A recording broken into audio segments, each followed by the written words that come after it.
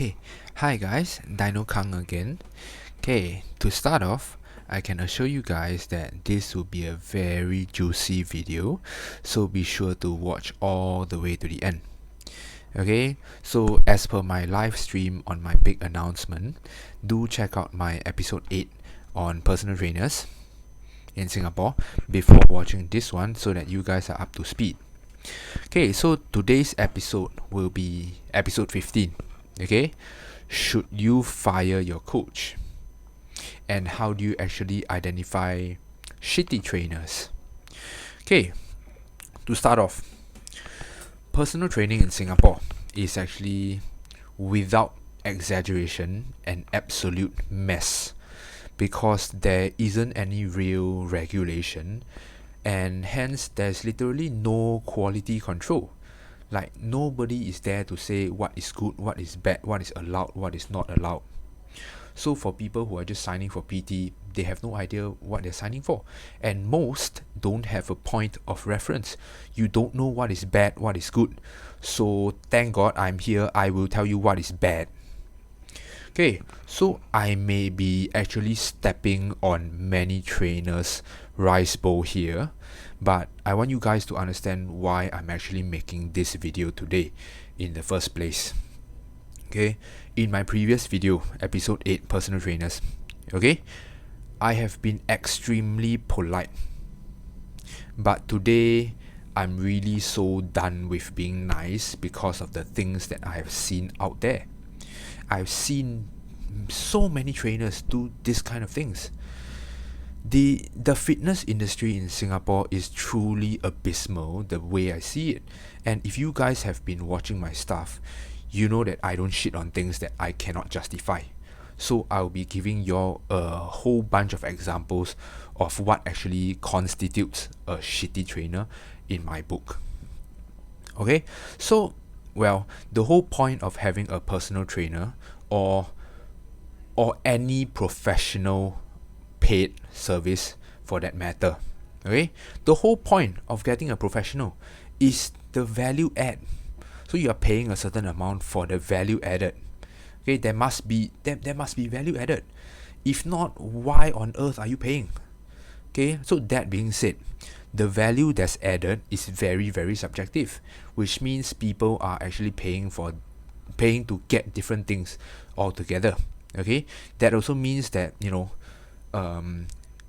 someone is not necessarily being a bad trainer if they spend the entire session just talking to the client, because it could be just that, they are trying to comfort them and simply chat about life to help them de-stress while still accounting for their results and progress, whatever. So actually I won't talk so much about how each trainer does his job the way they see fit.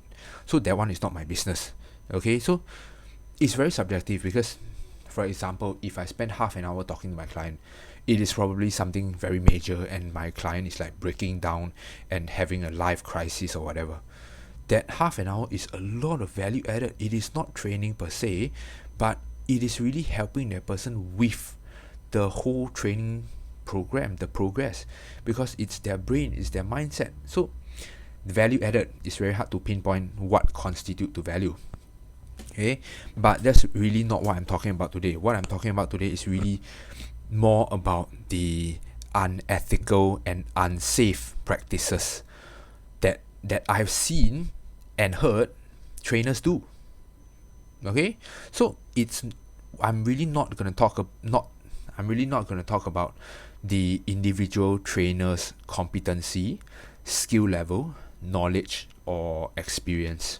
So it is not about how good the trainer is, but I'm listing out the examples which tell you that, this trainer is shitty and these things that I'm telling you now should not happen. Okay, yeah, back to my point. Unethical and unsafe. That's the only two reasons why I'm bringing this up, not to shit on anyone purposely. Example number 1. Okay, so there's a Korean trainer, okay, who has her client on the floor, okay, doing some weird ab rotation thingy. So you're lying flat on the floor, your knees up, and then you're rotating your knees to your left, to your right. By the way, that's nonsense. Fine, whatever exercise you give, not my problem. Here's my problem with her. So I caught her while the client was on the floor. She was just staring in the mirror, combing her hair. So she was combing her nice long hair, and then while the client is on the floor, she's not looking, by the way, she started picking up some weights and started doing some bicep curls. I'm not making this up. I took a photo of that. She was doing bicep curls and checking herself out in the mirror while the client, the poor client, was on the floor doing a certain exercise. So here's my thought process. So I was working up behind her. I was just looking at like, so why exactly are you being paid again? Why are you being paid? You are not even looking at her. In fact, you gave her an exercise and you are not even checking on her how she's doing the exercise. Seriously, what is going on? Like, no, you should be fired straight away. Okay, second example. Very famous guy. I won't say who, but it is one of the ex-Mr. Singapore. You go and figure which one. He is training the client, so basically it goes like that. He gives the client one set of exercise, lat pull down. After the client is done, his turn to do. So he's training himself while training the client, and then they rotate. What's going on? Am I training with a friend? No, he's the trainer and the other guy is the client. So what's going on? Like, why are you training yourself while training your client? No, it is not efficient. It's not saving time.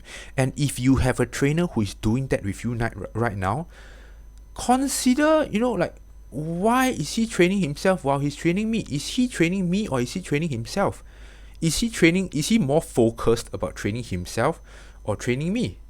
Like, dude, you can't just do this like that, because, dude, if I'm training myself, I'm serious about training myself. So if you can half here and there, you're obviously not training yourself seriously, which is already a red flag.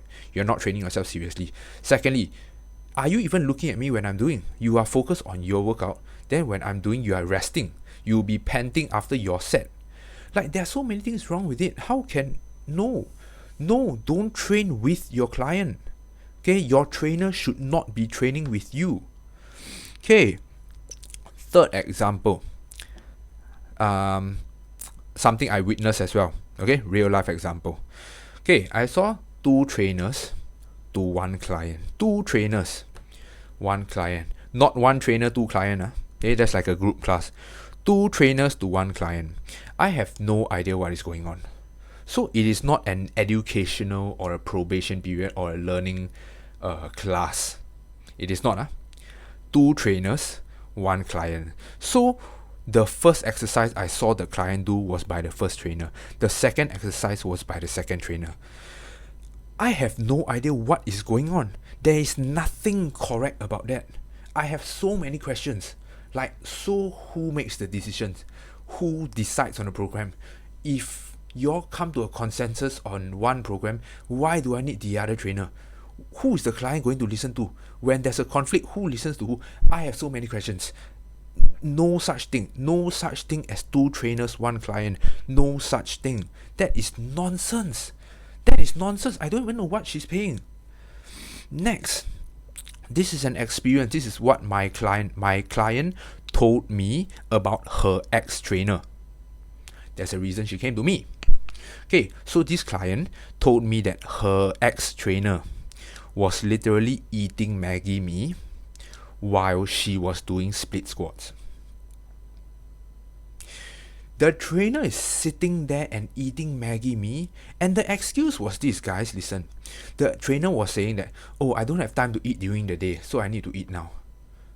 During the paid session, when your client is doing the split squats, when the client actually needs your help to spot her, to check out how she's doing and what she's doing wrong, and spot her if necessary when she fails, you are sitting there eating your Maggi mee. Dude, This is so wrong. These are the things that are actually happening. Next one, in one of the top gyms in Singapore, this trainer I saw with my own eyes, okay, sipping a protein shake. Means literally the client, was just standing there doing shoulder raises. Okay, like doing shoulder raises. She just, okay, turn around, come take my shake. See, 1, 2, 4, 5. No, guys, if your trainer is eating or drinking during the session, give them one warning. If not, fire them. It is clearly not acceptable. How can you be eating and drinking and watch out for the safety for your client? Right? Dude, it is just not professional and it is unsafe depending on what the exercise is. Okay, don't give me an excuse saying that, oh, she's doing bicep curl, it's safe, I don't need to spot, I can drink my shake. No, there is no such thing. Next example, this I have seen so many trainers commit this, so many. And I want to put it out there that it is not a normal thing. I don't want it to be normalized as, oh, it's normal. Okay, trainers on their phone texting or using their phone for whatever reason. If you are in a session, you are in a session. You should not be texting, or worse, I have peeked at some people's phone before. I've caught a few playing games, some autoplay thing. So they're just checking out their game. Most of them are texting.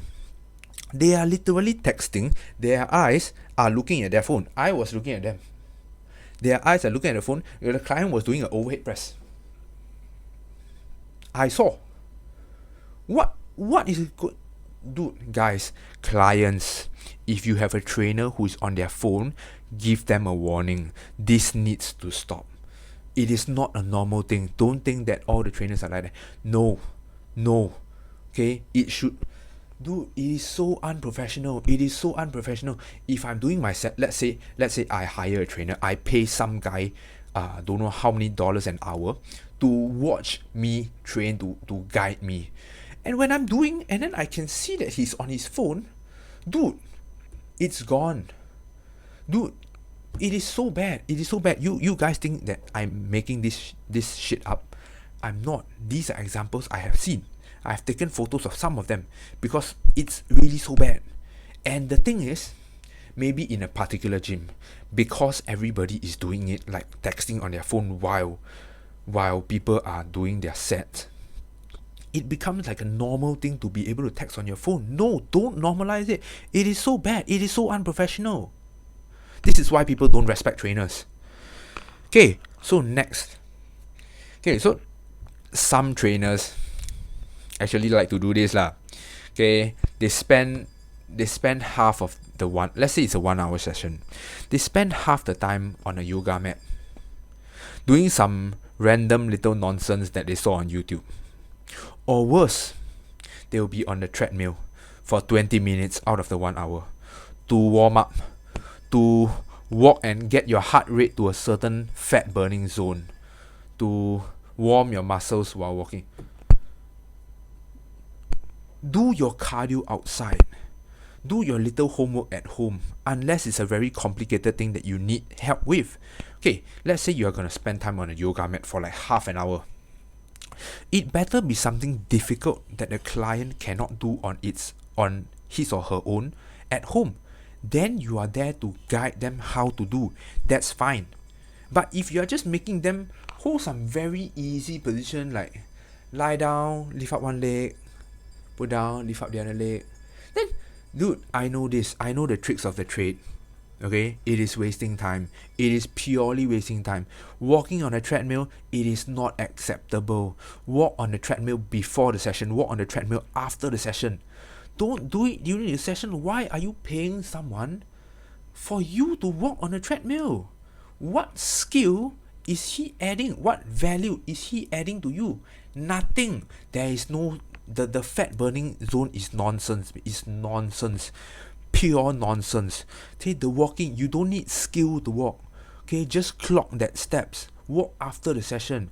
Okay, if you are talking about cardio, Nothing wrong with doing cardio during the session, but what kind and what purpose? So for example, one very popular one would be prowler or the sled, pushing something lah, or tire flips. So there's a purpose to that, and that purpose is more for metabolic conditioning, which basically, long story short, there is a difficulty to it. It is not just wasting time. It is not just going through the motion. It shouldn't be. Okay, so metabolic conditioning has its place in training, but how many of us really want that in training? If I'm going for personal training, I'm looking to build muscle, I'm looking to lose fat. I'm not going there to expend some calories which I can just go walk outside. You see my point?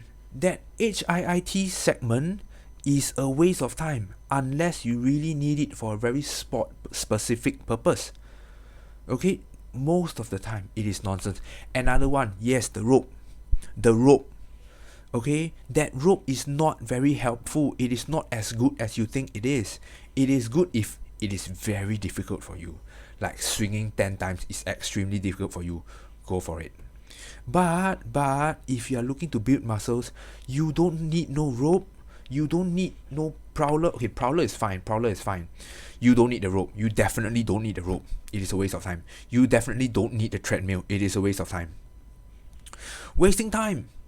I know this. Okay? My point is, I know the tricks of the trade. Okay? Yeah. Next point. Not looking at clients. This is, in my opinion, is probably the biggest red flag. Because, okay, a very wise man once taught me, Dr. Jordan Shallow, if some of you guys know him as the muscle doc. He taught me that the most valuable thing for a trainer are your eyes. It's your vision. It's what you observe. Your observation is the most valuable thing. You don't need to be the most knowledgeable. You don't need to be the beefiest guy in the room. But you have to look at your clients. It is literally the most valuable asset on you as a trainer. Right? That you have to look at your clients. So people, trainers, shitty trainers who are doing bicep curls and combing your hair and working out yourself and on their phone texting and not looking at the clients should be fired straight away. Because we cannot let this go on. Because you know why? Not just because it is unethical, because you are taking money and you are not giving value. That is unethical. It is very unsafe. So if you are texting and my client is doing a deadlift, within that split second, he screws something up.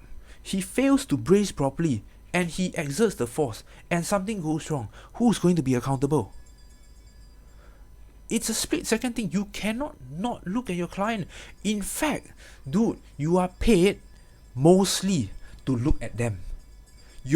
A big part of your job is literally to look at people. How can you not be looking at people? What is going on? It is so bad. The quality is atrocious. And people are pretending like, oh, it is normal. Oh, I need my rest. I need my Maggi mee. Oh my god.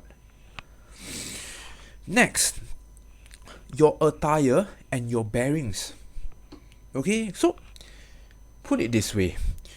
If you're training a client, if you're having a session, you are not supposed to look hot or attractive or like you're going to the club with like flowing long hair, the get out of bed look, with an oversized t-shirt. I have seen this, that's why I can quote this example. I have seen this. Okay, macam like going to the club like that, or going for a date like that. Doll up nicely, makeup nice. Oh, nothing wrong with makeup, by the way. I'm saying you have to look like a trainer when you are training people. I don't train people like that. I never ever train people in a singlet. You shouldn't. This is my bed wear. This is my go to get coffee wear. You cannot look like an uncle who didn't comb your hair, who didn't brush your teeth, and then wearing some singlet with probably a beer belly and flip-flops or slippers. That is no go. Guys, We got to raise the standards.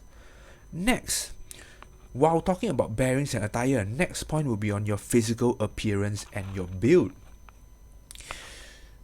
Let me just clarify. You don't need to be super buff or super lean year round or super curvy or have like really really nice abs or ass or whatever. Okay, but in my book, every good trainer has to at least look the part. At least. Okay, even a little bit. So at least a little bit. So my point is this: you don't have to be super buff or the leanest person. But come on, if you have let's say a beer belly. Okay, you have a beer belly, you're wearing singlet, and then you are teaching me, or worse, a female client who's trying to lose weight, and you're teaching them to lose weight and then help them and trying to help them get their first pull-up. Just because you are an ex-national player or ex-bodybuilding champion, it is perhaps not the strongest buy-in. Because, dude, you just don't look credible. You just don't look credible. You have to at least look the part. A bit, at least. Okay, if not, like, I operate by leading by example a lot. Okay, my philosophy is I'm able to walk the talk. So if I cannot do something, there's a very high chance I won't ask you to do it without a very specific reason. Very high chance I won't ask you. Yeah, correct. Okay, so if I can't do, I don't feel confident to teach you to do if I cannot do. So if your trainer cannot do a pull-up and your trainer is trying to teach you to get a pull-up, it's a little bit weird. Not that it is wrong. Not that it is wrong. So disabilities and whatever problems for the trainers apart, right? Not that it is wrong. I'm just saying that it is not as credible. If I can do 40 pull-ups and I'm teaching you to do one, it is very credible. Even though I may know nothing about pull-ups, I may know nothing, but I can do 40, I teach you to do one pull-up, it is more credible than someone who's a textbook nerd who knows every single muscle in a pull-up and how every single second how your body moves, but cannot do a pull-up. I would get the guy who can do 40 pull-ups and teach me. That's just how I operate. What do you guys think? Anyway, these examples that I've quoted are real examples. I didn't make this up. And to be frank, it is just the tip of the iceberg. There are so many things that I have seen, but it's too many to list. It's really too many things to list because I see it every day. But do understand that there's a difference between unethical and unsafe versus just not very good. So there is nothing wrong with just not being very good. Just not being very good. Okay, so there's different lah. One is skill level. One is ethics. The one I'm really shitting on now is ethics and safety. So these two are non-negotiable. Your trainer doesn't have to be the best trainer in Singapore. Doesn't have to be the beefiest bodybuilder in Singapore. Doesn't have to be an international athlete. But your trainer does need to care lah. Your trainer must have empathy. So to sum up, this video is about ethics and professionalism of trainers. Okay, and secondly, you cannot be a good trainer without empathy. I mentioned this very clearly in my previous video. Okay, episode 8. Go and watch it please if you haven't, so that you know what I'm talking about. Okay, so, and also to summarize the major red flags. Number 1, not looking at your client for whatever reason. Don't give me excuse saying, oh, I have an urgent text, oh, I have an urgent call. No, you have to look at your clients. That is literally, I would say, 90% of my job. 90% of my job is looking at the guy, because you can catch every little thing. If you are really looking, you can catch every little thing if you know what to look for. That is my point. Dude, when I train people, I walk in circles like a wolf about to pounce on a lamb. Like literally seeing where's the weak spot. That is how I operate, right? Second red flag, no regard for safety. So we all know trainers who just want to smash your client and go as much as possible, so that they can take a video and post it on Instagram. At what cost? The client will be gone. And then the client may puke afterwards. The client is just gone. The client doesn't know. The client thinks that, oh, my trainer is pushing me hard, so it's good. They have no idea. They have no point of reference. They just follow. But trainers know that they are just trying to kill the client. I have seen it before. Next thing, not being able to walk the talk. So trainers with beer bellies, the buy-in is a lot harder. You have to at least look the part a little bit. Okay, so here's basically my take and my advice for aspiring trainers or even current existing trainers in Singapore. Don't be a shitty one. Okay, people in Singapore, Asians, don't respect us because we haven't exactly displayed that we deserve that respect. If I look at people like that outside, these kind of trainers, and my mom looks at the trainers outside like that, my mom thinks that I'm doing things like that, the respect is very hard to command, man. I hope that with this video, more trainers, existing trainers, can wake up your idea that your client's safety is really in your hands and they trust you to be accountable for their safety and progress. The clients don't know. You must know.